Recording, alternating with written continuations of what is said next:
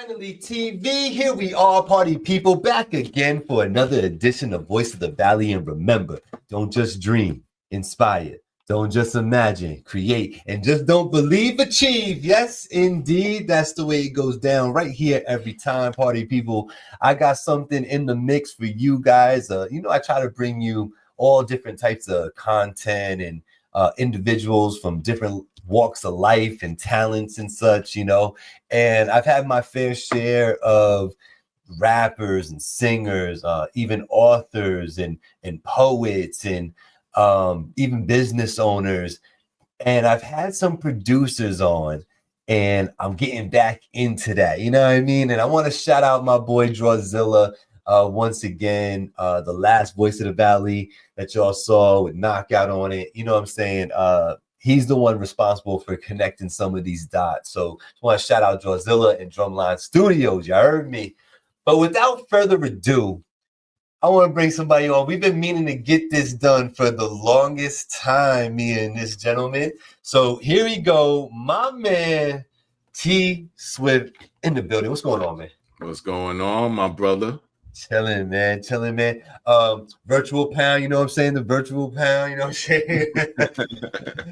Man, it's nice to connect with you, brother.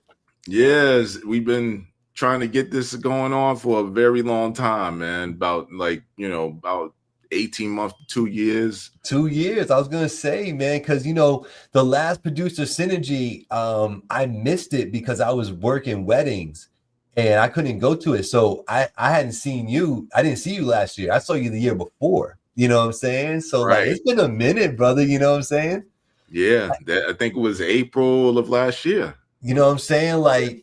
And that would contribute. When we caught up finally at the last producer synergy, we had to take the conversation outside. We had a lot of catching up to do. You know what I'm saying? So yeah, we caught up on music. We caught up on family, each other's, how our families were doing and stuff like that. So it was nice to do that.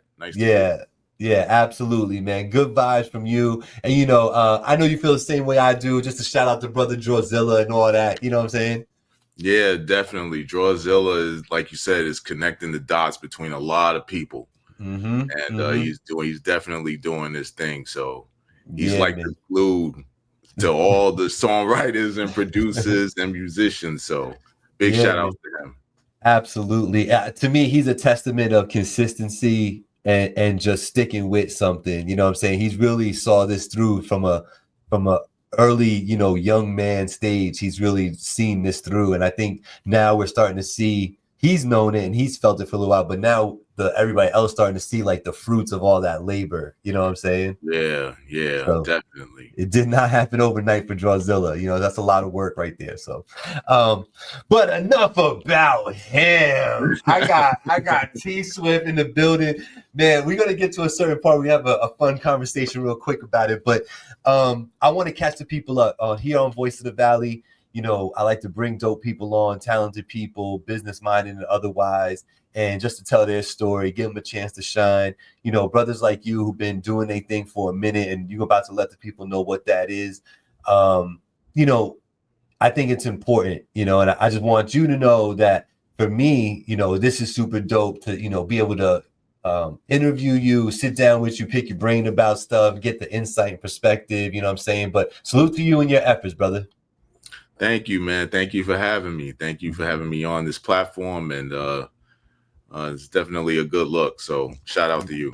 Yeah, hell yeah. All right, let's get it. So where do you reside? Where were you born, as a matter of fact? Let's start there. Where were you born? Born in Jamaica, Queens. Okay. So right now I still live in Queens. Okay. I reside in about, the Forest Hills, Rego Park area. Copy. So you see a lot on the daily down there. Yeah. Anything. The city is just like, there's a lot of stuff going on in the city, all types of day and night. So yeah, a lot of action. Yeah, man. Yeah. Hey, never a dull moment in New York, right? So sometimes we like it, sometimes we can't stand it. But yeah. But man, let's tell the people, man. I've alluded to it. Producing, brother. That's why you're here today. You know what I'm saying? Somebody talented with the rhythmic ways of creating something from nothing. You know what I mean? Tell me a little bit about where producing came from for you. Well, as you know, a teenager, I started doing like, pause tapes, Mm-hmm. beat tapes, Yep. looping the same beat over and over by cassette. I used to Mm-hmm. have like a double cassette when I was a teenager, and I would make beats like that. Okay. And this was in 90, 91, 92. Got And you. my man, my good friend Cairo, Mm-hmm. um, took a liking to me. You know what I'm saying?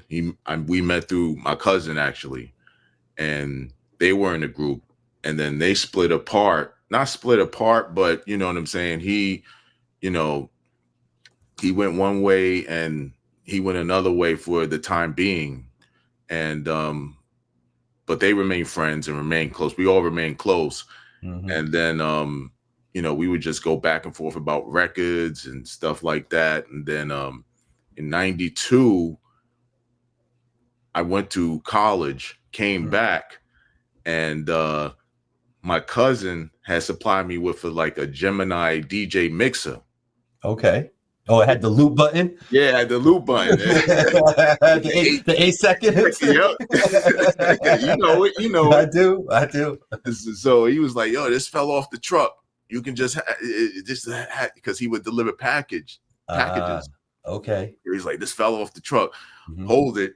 You Mm-hmm. can hold it for like a month until you go back to school. You know what I'm saying? And Okay. then I created my first beats on that, Mm. and then just kept on moving from there. Now let me ask you, the desire to make the beat. Were you trying to rap to him yourself? Like what? Why were you making the beats? Well, I was trying to rap to him at first. Okay. You know what I'm saying? Okay. And then I was watching BT Rap City, I think. And then I was watching when Tribe Called Quest came out with Midnight Marauders and Q-Tip. Fire album. Yeah. And Q-Tip was on there. Uh-huh. And he was like, listen, I'm just going to tell you, there's much more money in producing than rapping. And I was like, oh. I was like, that's what I want to do anyway. I don't want to rap and, do all this. You know what I'm saying? I want to be in the background, making the music, doing arrangements and mixing and all that stuff. So that's when I just took off from there, just doing production. So that was a one-to-one conversation that you had with Tip? No. That was on TV. It was an interview. Okay. So you're listening to it and you're like, right. Yo, he's speaking to me. Exactly. Yeah. So I just went with that. Got you. Okay. Cause I'm about to say, I'm like, no wonder I'm at these goddamn placements. You know what I'm saying? I'm like playing. But okay. So I get that. So now let me ask you, when did you get your first like official beat machine, and what was it? When I was in college, my cousin had given me a Yamaha SU-10. Okay.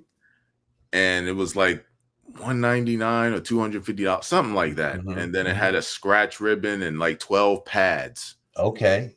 And you could create beats, It had the sequencer and all that on it. Yeah. I know what you're talking about. It looked like a keyboard, but it was like a beat machine. It was like, like yay big. Yep. Oh. Very small. Very small. Got I had that. And then when I came back from college, I still had it.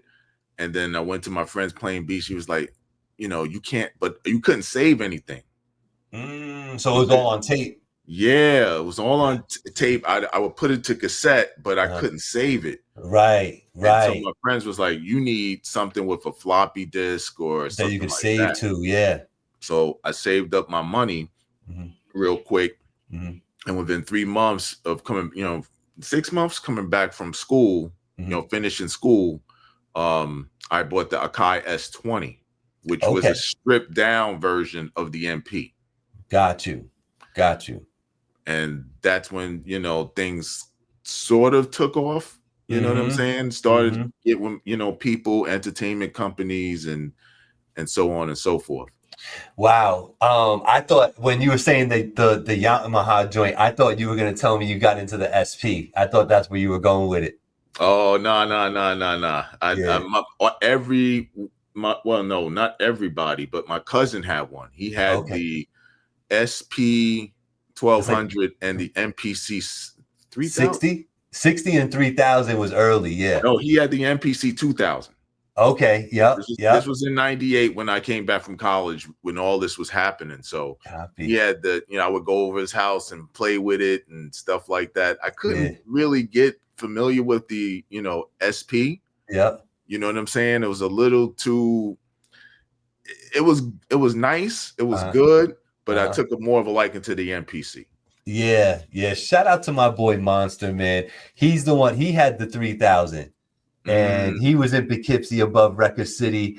My man lived above like the holy grail for producers, bro. He had a whole basement with like 60,000, 75,000 records, all from like the 60s to the 80s. Like it was just like heaven, you know? Well, sidebar, my aunt, my aunt Gertrude, worked at Columbia House. Ooh, okay. And she would bring home mad records, Wow. every week, every Friday. I would go over her house and she would have like 6, 7 records, just jazz, pop, disco, oh my God, R&B, just it's like the holy grail, bro. We're talking like 70s, 80s when you know what I'm saying. It was just like jackpot.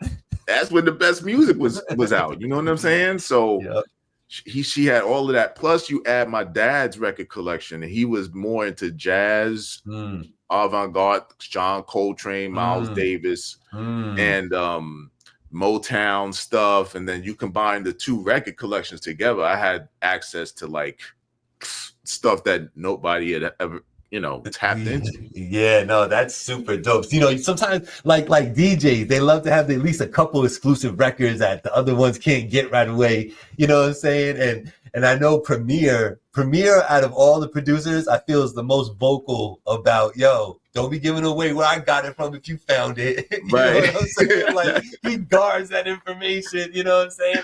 Right. Shout out to Premier, man.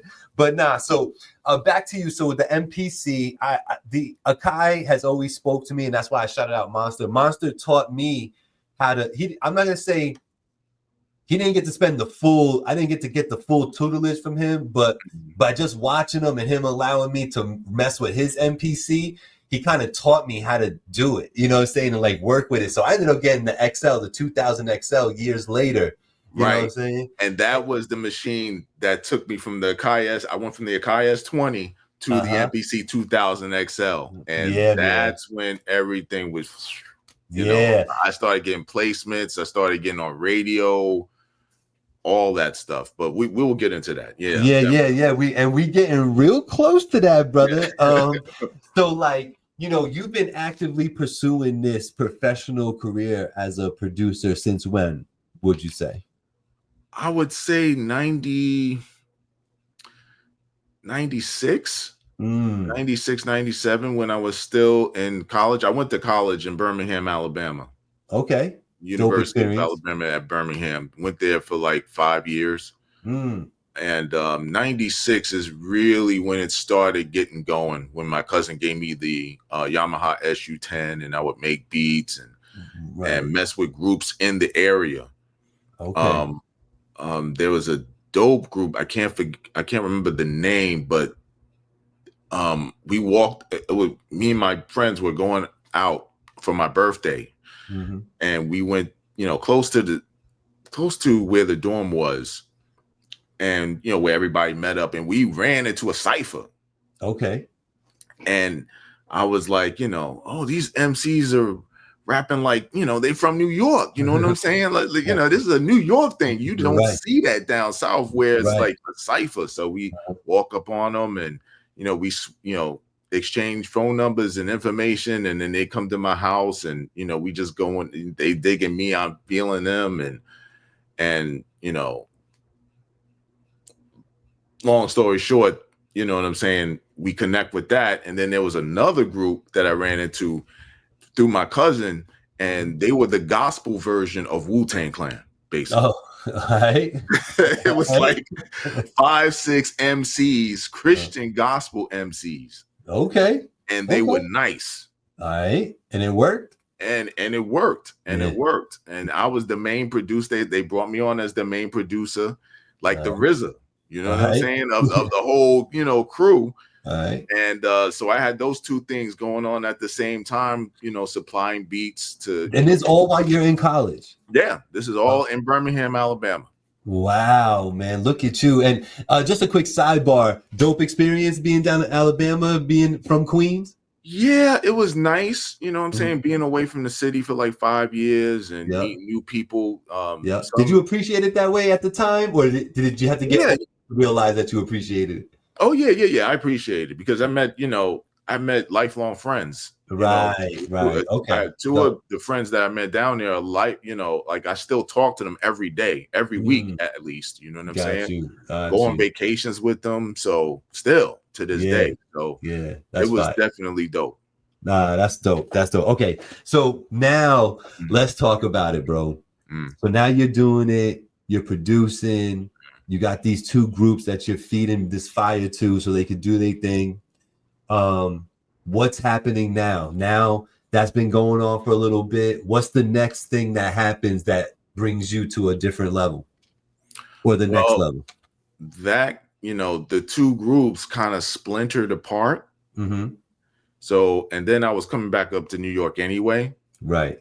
So, that kind of fell apart down there. I still maintain friendships with the gospel rap group. Okay. Yeah. Like 3 of them to this day. You know what I'm saying? But just tension and friction and stuff like that started happening. Yeah. You know what I'm saying? The human element started to enter. You know what I'm saying? I want to do this. I want to go that way. I want this music to be this. And right. So I was coming back up to New York anyway. Because that's where my family was, that's where my friends were, and 2 things led me to that. One, my degree is in chemistry, so all there were no chemist jobs down where south. I was going to college, not like that. You know what I'm saying? They were all in Long Island, New York, the city, New Jersey. So I knew I had to go back up there. You know what I'm saying? Yep. That's number 1. And number 2, my man Cairo had, and his group, the Il Rallos, had, gone under the wing of Organized Confusion.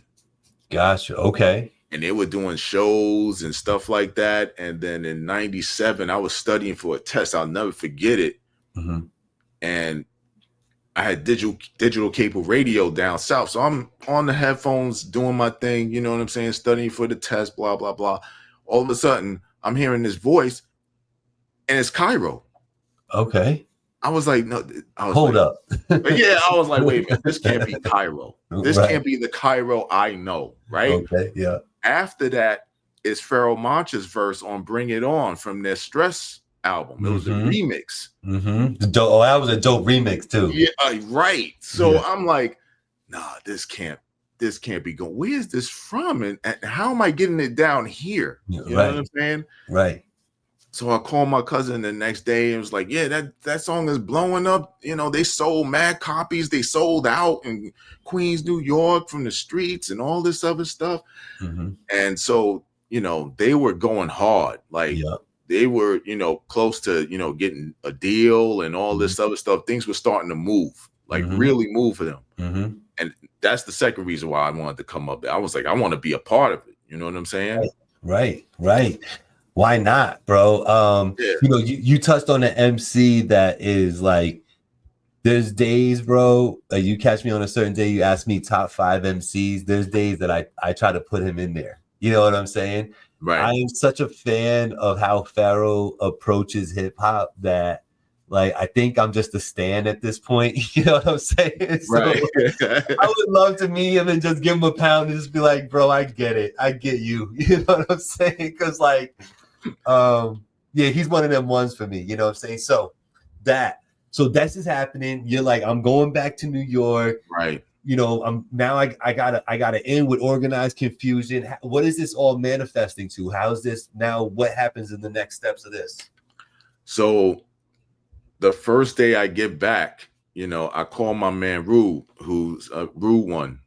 Shouts out to Rue. So I call him, and the first day I'm back, he was like, "You back home? You made it back home?" I was like, "Don't make it sound like I just came out of jail." I was like, "Yeah, but I'm back home. I graduated. I finished college. Whatever." He was like, "Yo, we got a meeting at Prince Poe's house later with Prince Poe. Why don't you come on through?" I was like, "I'm there." Right. Then I found out my cousin's going to the same place. So I got a ride and everything else, and then just everything starts to like move. I'm meeting people. I'm meeting my future collaborators and going to various studios. I'm going to studio sessions. You know what I'm saying? Just everything is starting to move at a breakneck speed. You know what I'm saying? Right.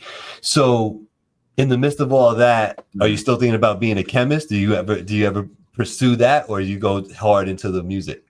Both because at some point you have to make a living. Got you. You know what I'm saying? I moved back into my mom's house for about a year, and I was like, I gotta get my own place. You know what I'm saying? I gotta make moves. So salute to that. Luckily I had ended up with Kraft Foods. Okay. And gotten a job there, you know what I'm saying, and making good money starting off. So that's when everything started to, the ball rolling. Got equipment, finally got the MPC 2000 XL, got a CD burner, keyboards, all this other stuff, you know what I'm saying? And that's when really, things really started to take off and move, and, in addition to meeting people and stuff like that. Super fire. So now, if everybody's listening, this stuff just doesn't happen overnight. It takes a little time to get there. You know what I'm saying? So let's talk about it, man. Let's let it all out on the table. Like, what happened? The end game. We look back. What are some of the accomplishments that you're most proud of now from that time forward to now? Well, the first major thing that happened, there was a store called Hot Wax. Not Hot Wax, Hot Wax. Okay. In off Jamaica Avenue. A lot of MCs would stop through. Craig G, Royal Flush, Prince Poe would stop through. Just a whole bunch of, Queens and Brooklyn cats, you know what I'm saying, would stop through. And producers too. Okay. Rock Wilder, a whole bunch of other, people would stop through. Yeah. And my man Tempest was there, working on Saturdays and most of the time on Sundays. And I would give him my CD, you know what I'm saying, to give to other people. He was like, well, I can get it to Royal Flush. I could get it to Craig G. I could get it to March. I could get it to these people. Got you. So I gave him, my CD and whatnot. Nothing happened for about a month and a half to 2 months, 3 months. And then all of a sudden, I come home, and on the voice message is him playing one of the beats in the background. Okay. Of a CD that I gave him that was supposed to go to Royal Flush. Okay. Never made it to him. It's funny how that happens. Right. The CD never made it to him. Right. And I'm listening to the beat in the background, and I put it was the last song on the CD, and I put it on as a joke. And that was the beat that he liked. He was like, I'm writing to it right now. We're going to record it. We just got to find a studio and blah, blah, blah. So I give him a call back, and he was like, yo, this is fire. And I hear his brother in the background. This is fire. He better not give this to anybody. So that whole thing goes. And then where I was living in Rosedale, Queens, there was a studio next door, like right next door to me. I was like, yo, let me see if we can record right next door. That way, y'all could just come here. I could just take my machine and go over there. Yeah. So we recorded the 3 songs, and about 5 months later, we had the test pressings and the vinyl, and a month after that, it was in stores, and he leaked it to DJs, and that's when everything just opportunities opened up. I managed to do a documentary score because of it. Mm. I scored a documentary. I co-scored a movie. Oh, wow. Okay. So all these things is happening, like, and then I signed with this entertainment company, my man Rude's entertainment company. So I'm doing beats for them, and I'm doing stuff over there, and just everything is happening at the same time, and it was crazy. So, in case for anybody who missed it, who was the crew that you did the 3 songs with to get it all popping? My man Tempest, the solo artist. He was a part of the group called the Flatliners. The Flatliners, which was signed to Def Jam Records, right? I remember Flatliners. Yeah, they came around the time where RZA and the Gravediggers came around. Exactly, that whole horrorcore movement. You know yep. I remember them. I do remember them. I remember when I was trying to be a DJ, I had the Flatliners single. I had the 12 of that. No, that's super dope. Okay, so now, a lot of times people don't really realize what you were saying before is true, that, being in the background, getting placements, doing scores for movies and documentaries, these are all super good things to do for not only for portfolios, but for your financial portfolio too, because you could end up getting points on things, and it kind of will pay you in residuals, in the future, right? That documentary ended up paying, residuals for about a good, 8 to 10 years. Wow. It was at this film festival, you know what I'm saying? So yeah, man, it was great for the portfolio and great to get that, you know what I'm saying? Yeah, man. Just have that check coming in. Got you. So what would you say are some of your favorite collaborations in the past, from the past to now? Definitely Tempest. I've worked with some people, some artists sending me stuff, you know what I'm saying? Other times it's been actually in the studio with them. That's dope, right? Do you prefer that? Oh yeah, it's a much better, much better, because you get to interact with them, see what they like, see what they don't like. They're looking for your input. You get instant interaction and instant do you like it or not like it, or is there something you want to change? And so I like being in the studio with the artist is much better than just having someone send me files or something like that. But in the studio, I've been with Craig G, Sadat X, Tempest, of course, numerous times. Prince Poe. Prince Poe from Organized Confusion. We've done about 5-6 joints together. Wow. Okay. Cool working with him.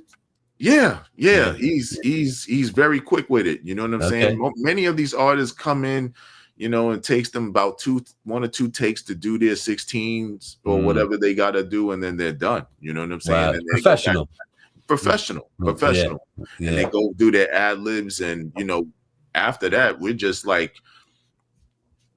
just hanging around and just tinkering and mixing and stuff like that. Waiting for things to render. Yes.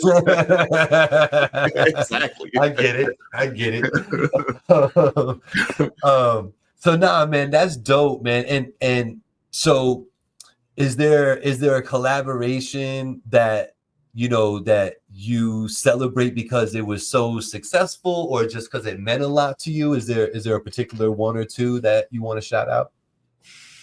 Definitely the one, I did an album in 2014 where I did a song with my man Cairo, my homegirl Lapani,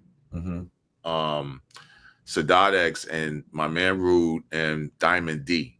Oh wow, okay, that's quite the lineup you got there. Yeah, and that having interactions with him and then listening to his verse when he emailed it to me and being on phone conversations with him, it was just dope. Yeah. And he didn't realize it at the time, but we had met. I had actually went to his house 13 years earlier. Wow. While I was in the midst of doing all those scores and doing all that stuff. His DJ from the Psychotic Neurotics had taken me to his house. Got you. In New Jersey, and he came back around. Yeah, he came back around. You know what I'm saying? He didn't really remember that. You know what I'm saying? Because numerous people had been to his house. You know what I'm saying? But he was like, "Oh, you came through, my DJ," and I mentioned his DJ's name. He was like, "Oh, okay, I got you." Yeah. And No, so that's that was dope to have a legend, to work with a legend on the mic as well as production. You know what I'm saying? Saying, your beat is nice. You know what I'm saying? Like he's one of those dudes where he's not just gonna rhyme on anything. You know what I'm saying?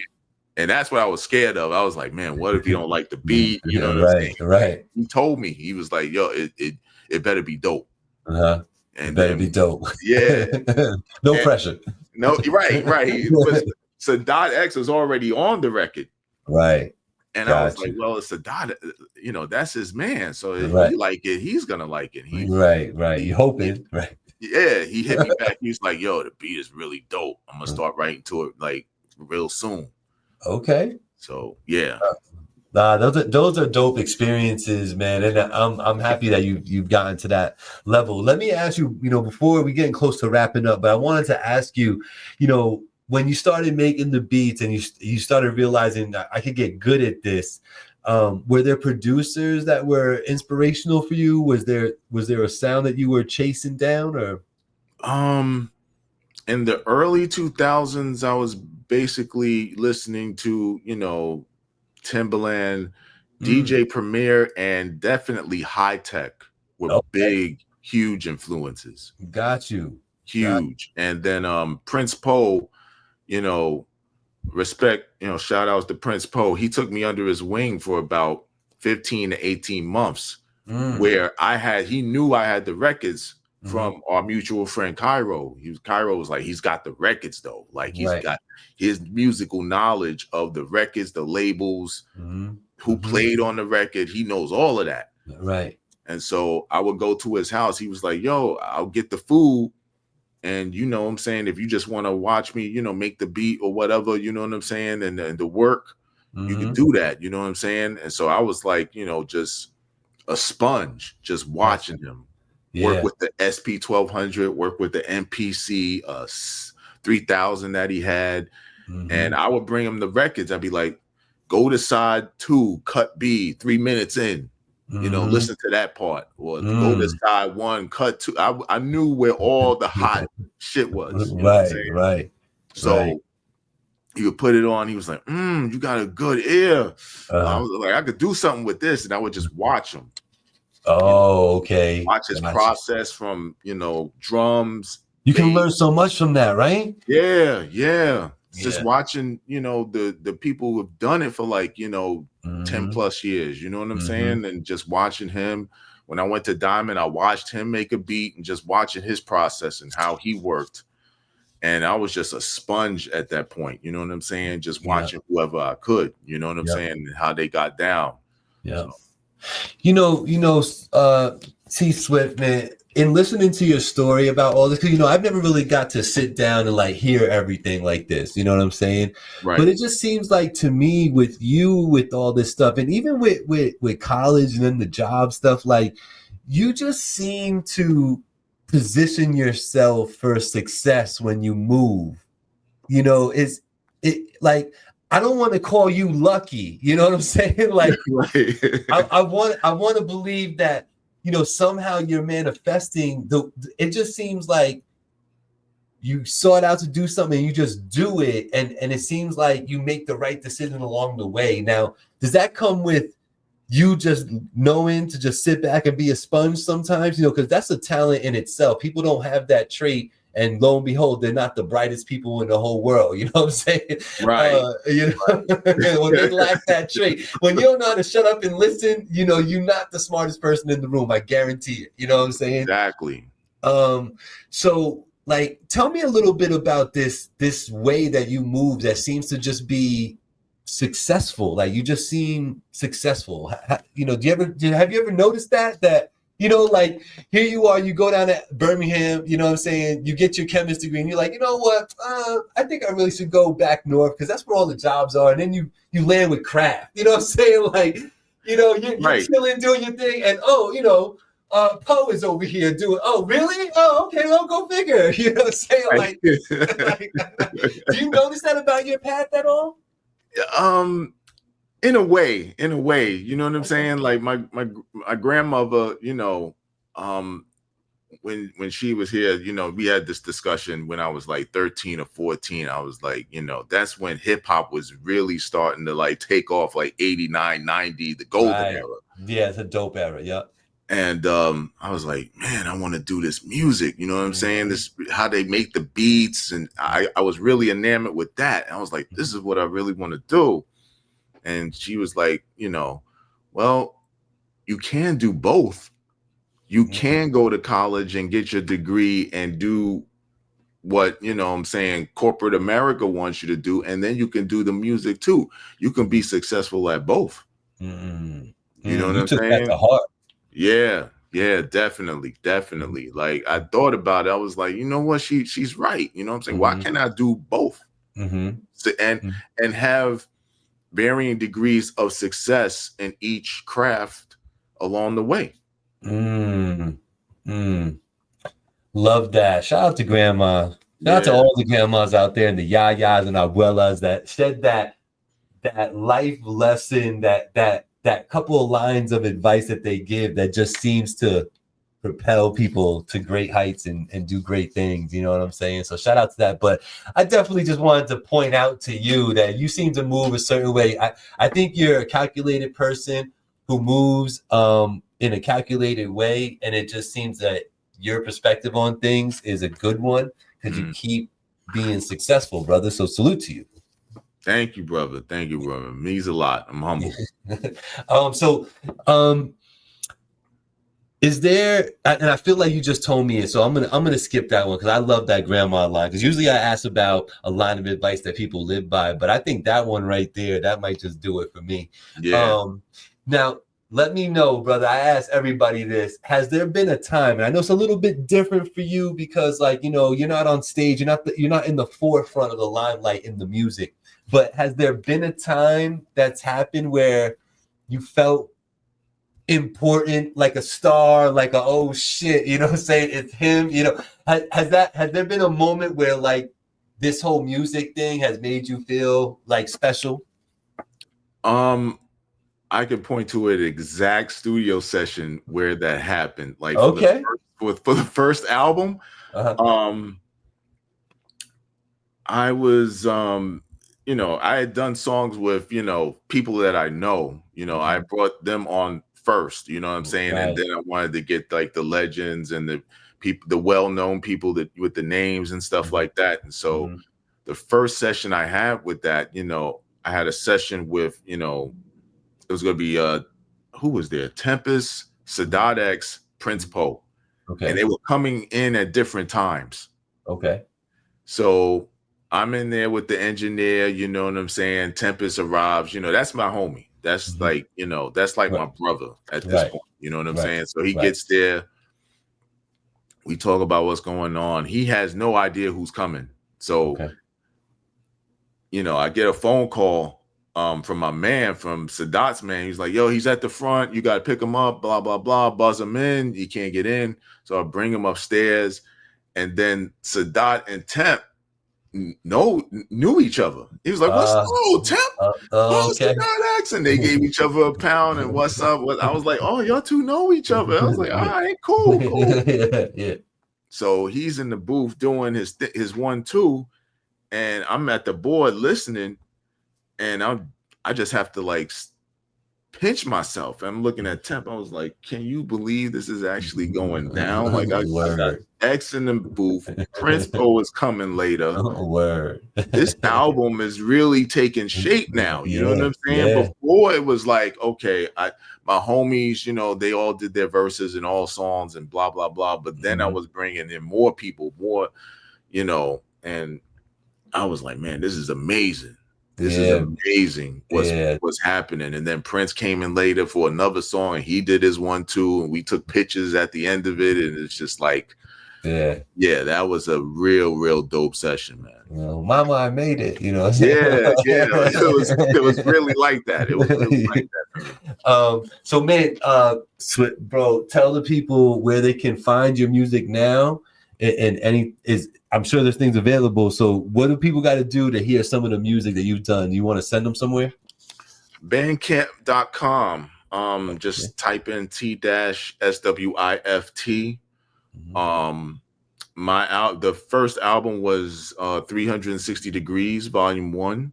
Okay. So they would have to type all of that in Wow. Okay. to Bandcamp, and you can pull up the album. It came out in 2014 with all those legends and all my peoples on it. Okay. And I'm especially looking forward to what's coming out. I'm dropping 2, maybe 3 projects this year. Get out 2025. Yeah. You're gonna get 2 or 3 projects from you, guys. Yeah. 11 years later. Right.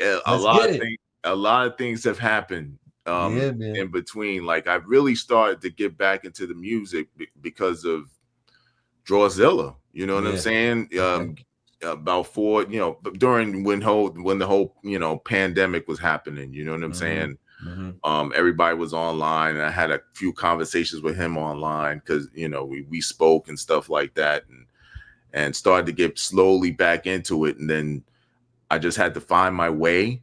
You know what I'm saying? In 2023, that's when the itch really came back because up until then, those few years, I had been listening to people, listening to producers, listening to who was out. And so I've been working steadily since 23, just at home, you know what I'm saying? Okay. Refining what I wanted to do, refining my sound. So I'm releasing a instrumental beat tape, tentatively called The Pyramid. Okay. Hopefully in May. I just talked to the mixing engineer this morning. Around the corner, brother. Yeah, I just talked to him this morning. He was like, send me the files. I'm ready to go. Okay. And he's like my Dr. Dre. Oh, okay. So he's gonna mix it all for you. Yeah. Oh, okay. And he's the best I know. He's gonna make it sound really, really nice and really, really big. Man, can people please rewind that last part and listen to it again? Here we are with an accomplished, experienced, professional producer. And what did you do with your work, sir? You sent it where to do what? Because people don't understand this, bro. Right. I'm sending it to a mix engineer who that's all he does. You know what I'm saying? And he's got like quadruple the amount of VSTs that I do as far as mixing. You know what I'm saying? And so he's better than me. Right. You know what I'm saying? He like the way I'm gonna mix it is not like the way he's gonna mix it. Right. You know what I'm saying? He's meticulous with it. He's really meticulous with it. It's an actual profession and piece of the whole, music production, world, mastering and getting it down to the point where everything is at the level it needs to be, the right EQs. Like, these things are crazy, and people don't understand that, brother. Right. They just don't understand it. They think whatever comes out of that MP is what it is, and it's like, no, that's not. It's not. That's not the end product. It can't be. But that's not for that. So listen, I'm in the comments below, in the description below, rather, party people. I'll put the Bandcamp link. I'll make him send me it all so that you guys can just click links and go to town, go and get that. I'll get you the links to his Instagram so you can go ahead and follow this man, because that's what I would like you to do. And if you're on the T-Swift side watching this interview and you thought I did okay, I would appreciate a follow as well on Instagram and YouTube. You already know what it is. It's your boy Gabriel, voice of the valley, here with T-Swift.